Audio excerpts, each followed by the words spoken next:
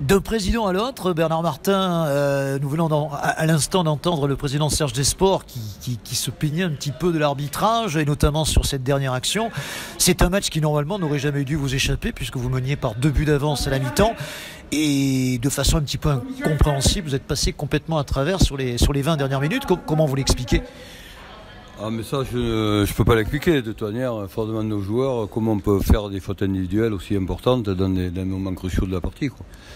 Après, quand on mène 2-0, bon, l'arbitrage, pour revenir au propos du président, c'est vrai que l'arbitrage est à l'image des arbitrages qu'on a eu toute la saison. Donc, on a toujours le sentiment que les arbitres dans le jeu ne sont pas toujours cohérents, parce que nous, on a le même sentiment de notre côté notamment par rapport au carton jaune que prend Melka. Bon, la main est involontaire, alors que le match, le match est correct des deux côtés. Je trouve qu'il y a eu beaucoup de cartons. Après, il y a peut-être eu des erreurs d'arbitrage à notre avantage. Je ne sais pas, je ne peux pas dire. Sur le but, c'est certain qu'il n'y a pas d'erreur d'arbitrage, parce que le gardien a le ballon dans les mains.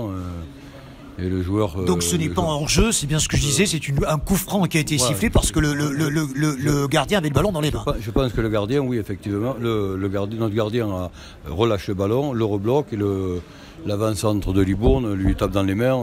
Donc je pense que voilà, la faute pour moi y est maintenant. Alors, si on fait un peu le bilan de ce match, les 3 points vous tendez les mains et finalement vous ne prenez qu'un point. Quel bilan dressez-vous par rapport à l'opération sauvetage ? Nous, le bilan il n'est pas catastrophique, puisqu'on a encore 2 matchs. Le problème, c'est que ce match-là, à la limite, c'est vrai que Libourne a joué son va-tout, mais aujourd'hui c'est un match qui, quelque part, en fonction des montées-descentes, va pénaliser les 2 équipes, puisque s'il y a 4 descentes, puisque je crois que le Stade Bordelais a perdu, Trélissac a fait match nul alors que le Havre a gagné, ça fait qu'aujourd'hui Trélissac et le Stade Bordelais sont en position de relégable. Potentiellement, voilà, donc, plus Limoges, et qui pourrait éventuellement être relégué. Qui pourrait être relégué, mais ça c'est une autre histoire, on verra plus tard. Normalement, s'ils sont relégués, en R1, donc logiquement ça devrait faire une descente de moins en National 3. En gros, pour être sûr de ne pas descendre, il faut terminer 10e, 11e ou 10e. Il faudrait gagner au moins une place, voire 2 places, quoi. Donc le match dans 15 jours contre Arlac sera évidemment très important pour vous. Il faudra absolument que vous le gagniez. Ouais, et le match crucial sera surtout le match à Choré, qui a perdu ce soir, je crois, contre Cause 1-0 chez eux. Oui, ça c'est une grosse surprise. Là c'est une énorme surprise, oui. Donc ça nous donne autant davantage de regrets, puisque si on avait gagné ce soir avec 2 points de plus, pas que le maintien était assuré, mais on faisait un grand pas vers le maintien. Mais écoutez, je vous souhaite bonne chance pour ces 2 derniers matchs, et puis j'espère que vous sauverez. Je vous remercie, merci beaucoup. Merci. Au revoir. Laurent Dauriac, particulièrement mécontent de cette fin de match, parce que vous aviez marqué un but qui a priori était peut-être valable. Oui, peut-être. Je vais revoir les images pour pas réagir de manière négative à chaud. Mais le joueur qui frappe sait très bien que le gardien a loupé sa prise de balle et le ballon est rentré dans le but.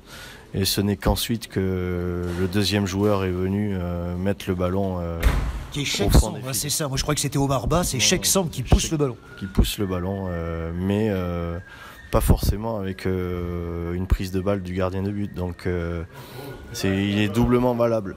Donc c'est une injustice qui va nous coûter le maintien. Mais on n'est plus à ça près, puisque ça fait plus d'1 mois qu'on est... Vous avez beaucoup de malheur cette saison. Beaucoup de malheur. On a très peu de réussite, malgré le travail. Et c'est injuste par rapport aux efforts que le groupe a consentis pour relever la tête. Comment vous expliquez ces 2 visages, parce qu'on a l'impression qu'on voit 2 équipes de Libourne, une qui est pas vraiment dans le match en première mi-temps, et puis une fin de match étonnante. Non, en première mi-temps on faisait un match assez correct, mais coupé par le rythme imposé par l'Èche Cap Ferré, qui gagnait beaucoup de temps. Et oui, on est sorti du match sur leur première occasion, et en 2 minutes le match bascule. Voilà, mais la première mi-temps était assez cadenassée, il n'y avait aucune occasion de part et d'autre. Donc le match a basculé sur un très mauvais placement de notre défense sur le premier but. et ensuite une erreur individuelle. Voilà, mais l'équipe a relevé la tête, s'est battue jusqu'au bout et a montré qu'elle avait envie de s'en sortir. Mais là, c'est pillé. Vous allez vous battre jusqu'au bout quand même pour les 2 prochains matchs? Oui, on va se battre jusqu'au bout parce que on lâche pas l'affaire comme ça. Mais là, je crois qu'on peut faire tout ce qu'on veut, ça passera pas. Merci Laurent, merci beaucoup. Oui. Jordan Galtier, un match à émotion que celui-là, vous meniez, rien ne pouvait vous arriver, vous aviez fait peut-être même un pas décisif vers le maintien, et puis malheureusement il y a eu 15 minutes de trop. 15 minutes d'absence surtout, c'est complètement anormal ce qui s'est passé. On a pourtant mis un signal d'alarme à la mi-temps en expliquant qu'il fallait mettre le 3e but. Vous avez plusieurs fois l'occasion de le marquer. Oui, mais on le met pas, et quand on le met pas, eh ben on s'expose à ce que l'adversaire revienne, et puis le 3e but dans un match c'est toujours le but le plus important. Soit on se détache, soit on permet à l'adversaire de revenir. Et sur le plan psychologique, il n'est pas rare que quand une équipe revient à 2-1, au moins elle égalise. Après sur le fait d'arbitrage, je suis à 80 mètres. Je suis à 80 mètres. Voilà, il y a 20 joueurs dans la surface, je suis à 80 mètres. Peut-être qu'on aurait mérité de le prendre ce but. J'ai tout entendu ce soir, hein, et notamment Laurent Doria qui était évidemment particulièrement mécontent des faits de jeu et qui lui sont souvent, paraît-il, défavorables. J'imagine que vous pouvez dire la même chose aussi. Non, mais dans une saison, il y en a des faits défavorables. Moi, j'ai calculé 4 ou 5 fautes de Simon Hadou, il a pris 0 carton jaune. Nous, sur notre première faute, on prend un carton jaune, enfin peu importe.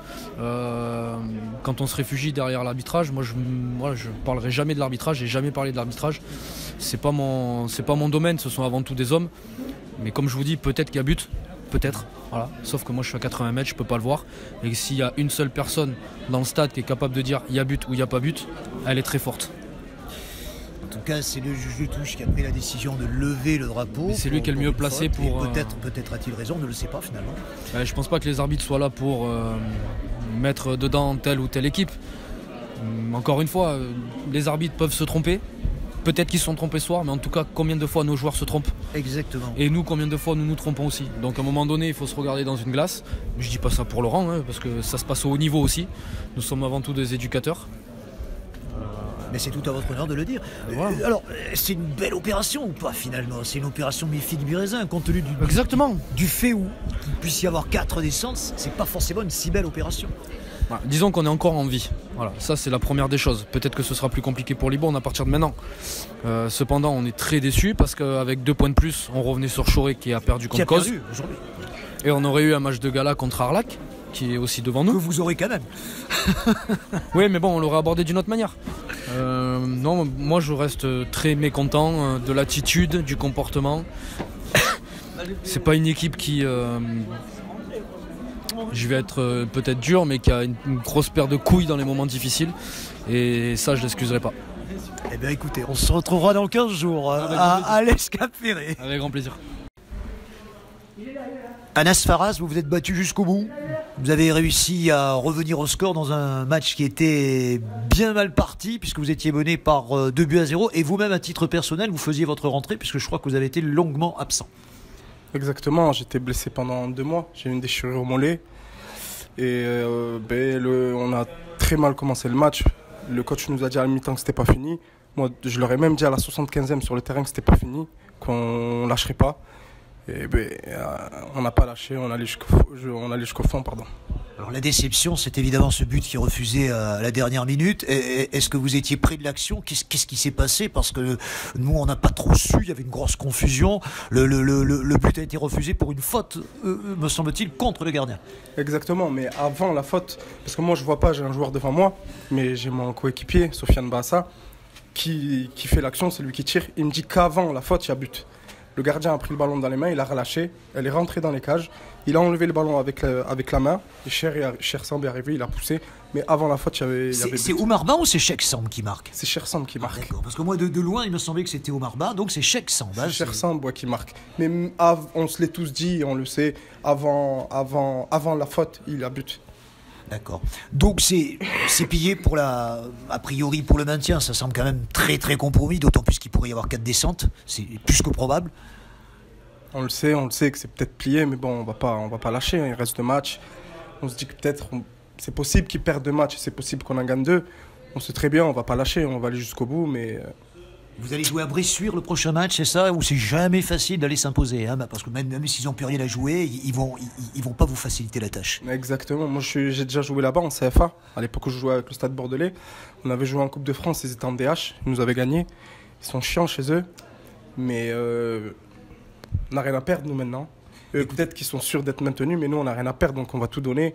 Et j'espère qu'on va gagner, et j'espère qu'en haut ils feront un ou voire 2 faux pas. Je vous souhaite bonne chance, Anas Faras, et je souhaite bonne chance aux Libournais dans leur ensemble. Merci beaucoup, bonne soirée.